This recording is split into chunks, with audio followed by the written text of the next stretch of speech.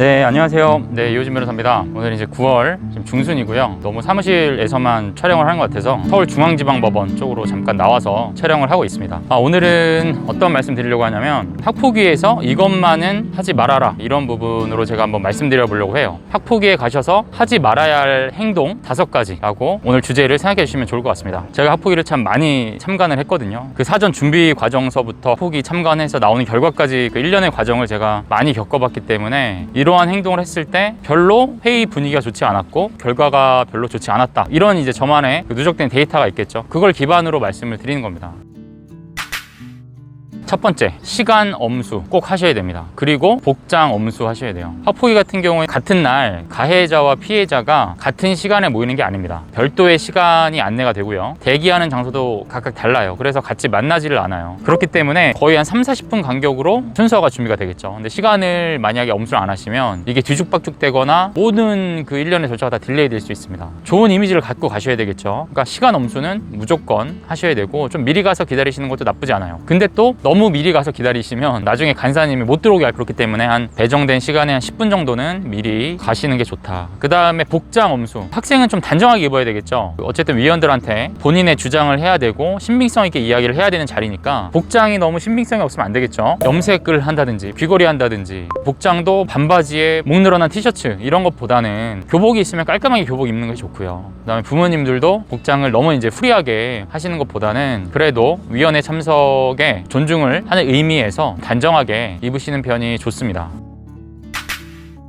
두 번째, 부모가 아이보다 더 많이 말을 하는 거, 이거 별로 좋지 않습니다. 대부분 보면 어머님 아버님들이 굉장히 감정적으로 갈 수밖에 없어요. 학폭위가 또 가서 나오는 질문들이 좀 날카로운 질문들도 있고 좀 기분 나쁘게 질문하는 그런 내용도 있을 수 있습니다. 그런 이야기를 하다 보면 부모님들이 막 흥분하셔서 말을 많이 하시는 경우가 상당히 많아요. 근데 그거는 별로 좋지는 않습니다. 말을 하지 말라는 건 아니에요. 하지 말라는 건 아닌데 당일날 위원들이 듣고 싶어하는 목소리는 학생의 직접적인 이야기거든요. 그렇기 때문에 아이가 답변을 못하면 조금 거둘 수는 있지만 내가 주인공인 것 마냥 너무 말씀을 많이 하시면 제가 경험한 바로 별로 결과가 좋지 못했어요. 그래서 저는 이상적으로 저희 의뢰인분들한테도 말씀드리지만 7대3 정도, 아이가 한 7 정도 이야기하고 부모가 한 3 정도 이야기하는 게 좋다라고 말씀을 드립니다.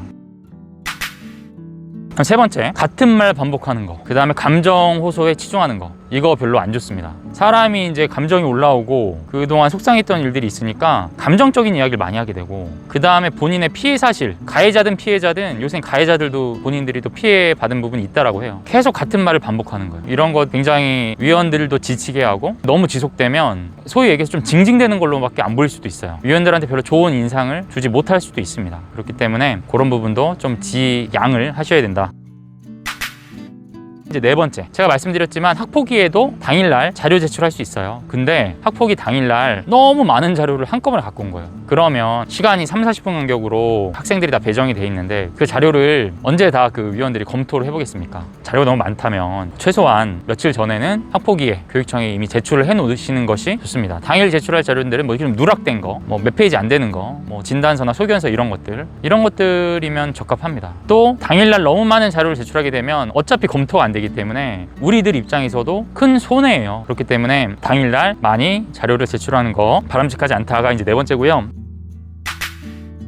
그 다음에 다섯 번째, 근거 없는, 그리고 본 사안과 관련 없는 상대 측에 대한 험담, 이런 거 많이 하시는 거 별로 좋지 않습니다. 이미지가 별로 안 좋아져요. 가령 예를 들면 제가 피해자예요. 그다음에 가해 학생이 뭐 저를 때려서 폭행을 했습니다. 그러면 그 폭행 사건에 대한 이야기가 핵심 주제죠. 이것과 관련된 이야기를 해야 되는데 이것과 상관없는, 뭐 그 아이가 평소 다른 아이들도 많이 때리고 다녔다, 그다음 그 아이 부모가 평판이 안 좋다, 그다음 그 아이가 폭행 사건이 아닌 뭐 다른 사건에 있어서 우리 아이한테 어떻게 했다, 폭행 사건으로만 안건이 상정돼 있는데 이거에 국한해서 이야기하는 게 원칙적으로 맞아요. 근데 자꾸 다른 얘기를 한다, 그리고 그 이야기가 굉장히 길어진다 라고 하면 별로 좋지 못합니다. 오히려 안 좋은 이미지만 심어줄 수 있다. 물론 약간의 뉘앙스는 풍길 수 있어요. 이 아이의 행실이 비단 우리뿐만 아니라 다른 학생들한테도 가행위를 해서 지금 그 친구들도 신고를 했다든지 사건이 계류 중이라든지 뭐 요 정도 내용은 이야기할 수 있죠, 참고자료로. 근데 그 이외에 사안과 관련 없는 이야기를 너무 많이 하시는 건 좋지 않다라고 말씀을 드리도록 하겠습니다.